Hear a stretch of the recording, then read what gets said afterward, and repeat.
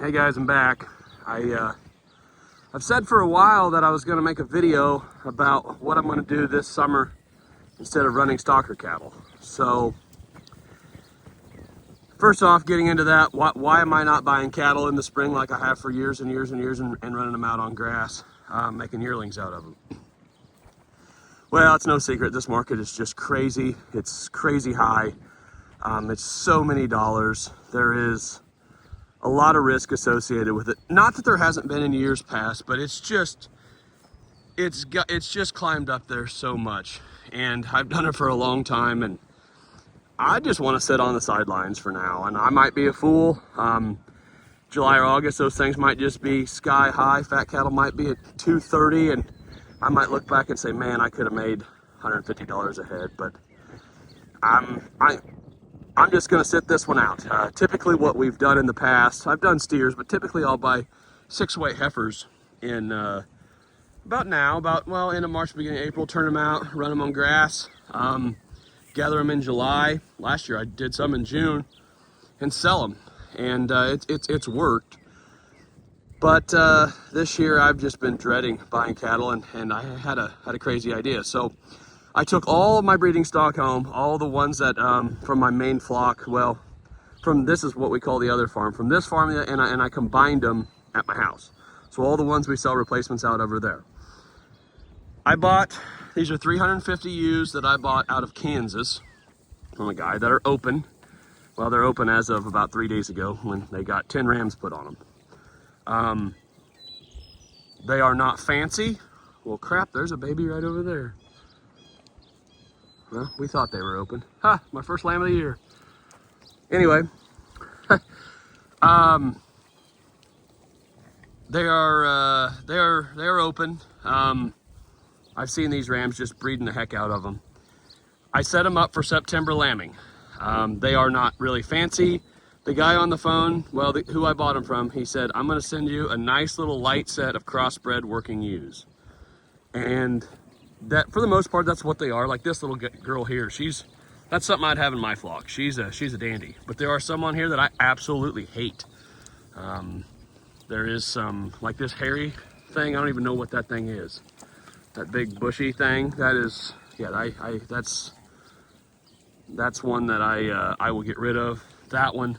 But anyway, the goal isn't to keep these things forever. The goal is to just see if we can make some money on them. At the end of the day, I can buy 9 or 10 of these for what I could have bought one calf for to turn out to grass. So what my plan is lamb these things out in September. And these are, I mean, most of them are mature. They're not first timers. If I can average 1.5 lambs out of them in September, then I can hit that December, January market with them, which is usually just a tremendous market for feeder lambs or kill lambs for that matter.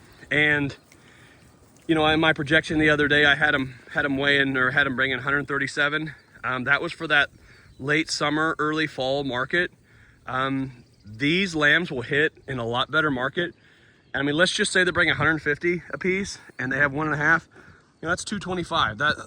That'll cover the cost of the ewe, buying it and running it here this summer. And then at the end, if they all pay for themselves, then I guess I've got to figure out what to do with these ewes. I can certainly cull some. I will cull a lot of them. But that cull market in the winter is really, really good. So that's an option.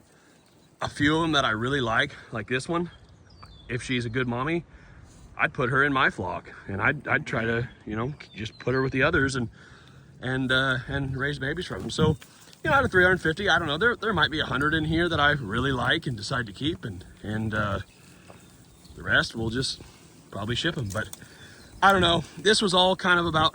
This is just doing an experiment and just kind of some risk management. I mean, I guess I could have ran some dry cows here, but I've always just kind of toyed around the idea of either buying some like stalker type lambs or some ewes and just seeing what happens. So I decided to do it. Nothing ventured, nothing gained. But anyway, I'm just going to give you another little look over here at this, what I call a training wire. So these sheep are not hot wire broke, and my pasture out here is got 3 strands high tensile. So before I turn them out and have them go through my fences, I have to train them. So I want to show you what system I did. There's this black-headed dorper that came with them. He's a stud. He's a meat wagon. Look at him. So anyway, their hay is over here. Their water is over here in this corner.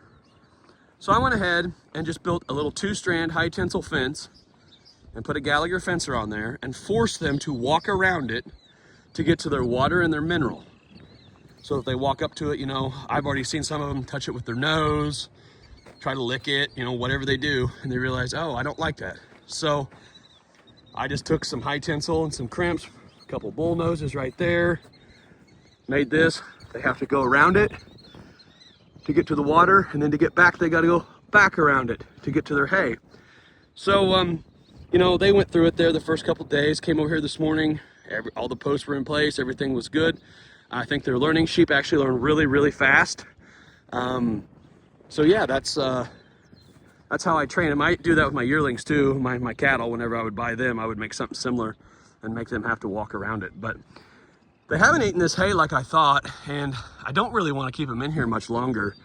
Tomorrow we're supposed to get 1 to 2 inches of rain, and then next week it's supposed to be in the mid to upper 70s, so this grass is going to explode. I would really, really love to turn these things out first thing in the morning before this rain hits, so they don't have to sit here in this lot, this mud lot, because that's what it's going to be.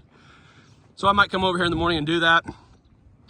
What hay they didn't eat, guess I could put in a ditch out here and kind of a washout somewhere, figure out something there, but hate to waste it, but I also don't want my sheep sitting in a mud lot. So I'm gonna get off here. I'm gonna go over there and check that new baby out, and I'm sure there's nothing to check. Looks like mom's doing fine, so maybe I won't. But anyway, this is just my idea of bringing these sheep in and seeing what happens. So let's see if we can make some money off of them.